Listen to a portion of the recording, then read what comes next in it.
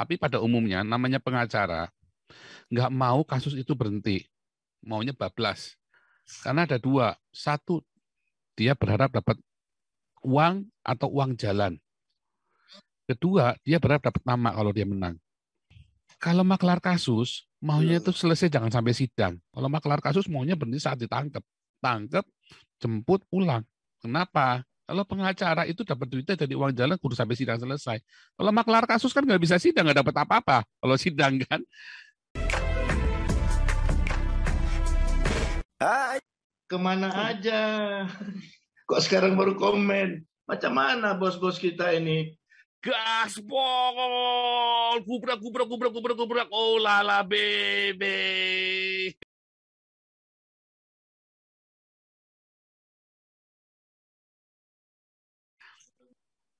Kita sih dari dulu happy-happy aja ya, happy-happy aja. Cuman memang sebenarnya ini warning ya, ini boleh dipakai sama pengacaranya KC. Itu semua vonis itu sudah diatur semua. Ya, ini nih. Saya ganteng-ganteng gini ini bekas maklar kasus ya. Jadi kalau gini ya, maklar kasus itu tuh cara pandang maklar kasus apa bedanya pengacara? Saya nggak cerita pengacara, banyak pengacara baik ya, tapi saya lagi cerita pengacara pada umumnya nih. Banyak pengacara baik, saya banyak kenal ya, termasuk Pak Batiar inilah. Tapi pada umumnya namanya pengacara nggak mau kasus itu berhenti, maunya bablas. Karena ada dua, satu dia berharap dapat uang atau uang jalan. Kedua, dia berharap dapat nama kalau dia menang. Tapi kali ini pengacaranya KC dapatnya apa? Dapatnya cuma gigit jari doang. Dapat jari dan jempol.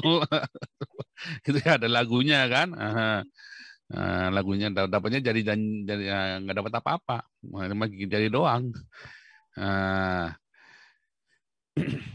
Kalau maklar kasus, maunya itu selesai jangan sampai sidang. Kenapa? Kalau pengacara itu dapat duitnya dari uang jalan, kudu sampai sidang selesai. Kalau maklar kasus kan nggak bisa sidang, nggak dapat apa-apa. Kalau sidang kan, terus kan bayarnya jadi mahal. Pertama, kalau lagi penyidikan, ya bayarnya cuma sama penyidik saja. Ya, bayarnya macam-macam. Ya, bayar itu lobby lah ngomong ya. Nanti kalau bayar nanti bilangnya kita ngumpulin mau nyogok polisi lagi. Cuman kita lobbynya itu cuma sama penyidik saja. Karena KC mau dijadikan tersangka apa nggak tersangka tergantung penyidik. Ya, bahkan sebelumnya bukan penyidiknya lagi yang nangkep, polisi yang nangkep dia bisa dilepas nggak bisa, saat ditangkap bisa langsung dilepas. Itu kalau langsung ketemunya saya langsung lepas itu, langsung pulang itu, serius. Ya kemarin tim Bandung juga ngomong, ya tim kita yang Bandung nggak bilang saya mau masuk waktu ditangkap belum disidik itu sudah mau saya masuk, tapi nggak boleh kasih ketemu sama ininya timnya sana kok. Tapi kalau begitu saya tahu itu pasti lepas. Saya juga percaya pasti lepas itu bisa. Satu tergantung yang nangkep, kedua tergantung penyidiknya. Habis penyidikan, tergantung siapa lagi? Ya udah tambah besar, tergantung atasannya penyidik.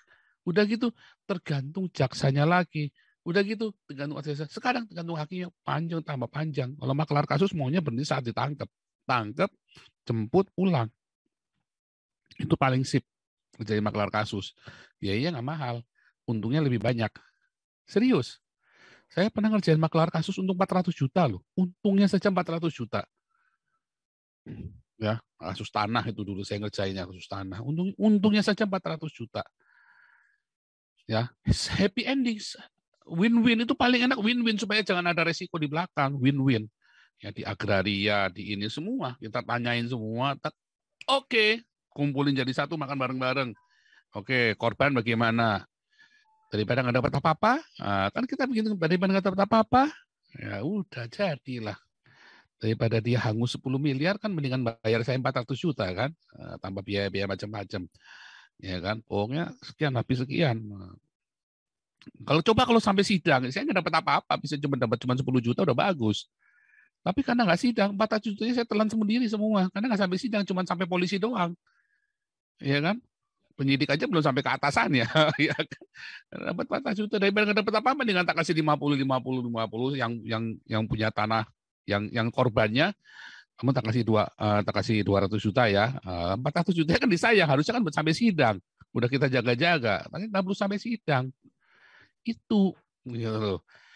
Makanya kalau pengacara maunya sampai sidang karena uangnya makin besar, apalagi kalau pro bono, tambah maunya begitu. Tapi pengacara yang baik ya banyak. Saya kenal pengacara baik juga banyak. Ya makanya saya tak kenal banyak pengacara. Saya begitu ngomong-ngomong ini orang nggak bener nih pengacara. Saya begitu ngeliat sekali si Febri, si anaknya KC, sama si kumis itu, si botak kumis itu. Wah ini orang nggak bener ini. Itulah kita sekali dua kali kita langsung ngerti. Dulu kerjaan saya itu bertahun-tahun. Lagi saya edan itu kerjanya itu. Jadi kita ngerti itu loh. Nah ini makanya jangan, kadang-kadang saya nggak ngerti tuh ya orang-orang ini ya cara berpikirnya. Ya makanya kalau di Galarua, ini kan memang kumpulan lawan, saya udah bilang Pak Putih juga, ini mbok teman-teman ya yang di Galarua mbok tolong ngerti. Ya jangan ngajarin ikan berenang kalau di Galarua itu ya. Ini kumpulan bekas X gitu loh. Jadi kita ilmunya kalian apa kita udah ngerti deh pokoknya deh. Kita ilmunya udah ngerti deh. Kita sama-sama tahu saja lah, saling menghormati saja. Saya juga nggak rese, ya Pak Putih juga nggak akan rese, Pak Santi Amir juga nggak akan rese. Tapi yang penting kita sama-sama ngerti, jangan begitu deh. Ngono ya ngono, mu ngojo kaya ngono. Begitulah intinya lah. Ya kita semua ngerti lah, kita semua bekas orang-orang jahat lah, kita ngerti lah. Ya, tapi kita nggak mau sentuh lagi. Tapi jangan nyoba. Kan nanti nggak enak, nanti kita jadi hubungannya kan jadi nggak baik kan. Nah, tapi kalau kita tetap baik, aman deh. Kami itu bukan orang-orang rese kok. Yang Damari saya juga nggak rese juga kok. Damari coba bayangin. Nah, ini bukan kita sombong-sombongan, bukan ya. Tetapi di Damaris, ya, saya sesedikit mungkin saya sentuh, saya tanya-tanya, ngosek-ngosek di dalamnya itu biar mereka ribut sendiri pada pengurus, kekiran sendiri, kekiran positif ya untuk kebaikan ya. Iya, saya mah ya cuma nanya doang, tapi saya nggak mau terlalu masuk ke dalam. Kalaupun saya kena gemes juga ya, tapi ya biarin aja, saya harus bisa. Kita ngerti ya, karena benar pengurus ini ribut bener, ribut positif gitu loh. Debatnya debat sengit positif, bukan debat yang nggak perlu. Nah ini supaya ngerti gitu loh. Kita semua itu tadi ya, anak-anak dunia itu seringkali lebih cerdik. Saya mengakui orang-orang dunia jangan berkata Anda bahwa pendeta yang namanya pendeta nggak cinta duit. Pendeta itu lebih cinta duit daripada mafia loh. Ya, mana siapa Pak Putih yang bilang ya? Siapa yang bilang ya mendingan kayak kita bekas penjahat daripada bekas pendeta? Atau gimana? Siapa Pak Putih siapa yang bilang ya? Karena lihat ya. Saya. Pak Putih yang bilang ya. Iya, karena kalau Anda lihat ya mafia ini gangster, kalau sama duit, dia nggak punya duit, yang penting anak buah dulu makan. Kalau pendeta, yang penting dia dulu makan, anak buah makan ini aja, kedebok pisang aja. Iya toh? Asam ketek. Makan asam ketek aja, serius. Ada nih, saya pernah ceritain kemarin di Surabaya, Pak, di mana tuh dibelikan motor. Saya belikan motor, saya jengkel sekali Pak Paul. Saya belikan motor itu buat pengerjanya, malah diminta sama pendetanya, dalam arti sekalian batuk saya. Lah, itulah dia. Karena banyak pendeta lebih cinta duit. Kalau gangster, jangan ada nuduh gangster itu cinta dunia, enggak loh. Gangster itu bukan cinta, dia hanya bertahan untuk hidup. Seringkali gangster, pelacur, pemungut cukai itu loh. Gangster itu kan pemungut cukai sama tukang tagi itu, John Kay itu kan. Pemungut cukai kan sama saja kan. Itu mereka hanya bertahan untuk hidup, cuman sekalian udah tanggung dosa, bikin sekalian, maksudnya mereka begitu loh. Pelacur itu juga sama, udah tanggung dosa Pak. Nah kalau pendeta nggak takut, ya kan? Pendeta nggak takut, pendeta itu lebih cinta duit loh.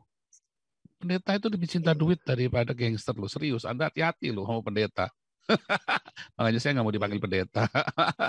Pendeta itu lebih cinta duit daripada gangster loh. Gangster itu lebih setia kawan, pendeta kabur. Nah, ya kalau kita pantang meninggalkan teman, kita pun tunggu KC. Cuman kali ini saya jengkel banget kemarin ngeliat ini retorika semua, saya jengkel itu loh Pak Santi Ahmad. Saya jengkel kemarin ini sidang apa pra-peradilan apa.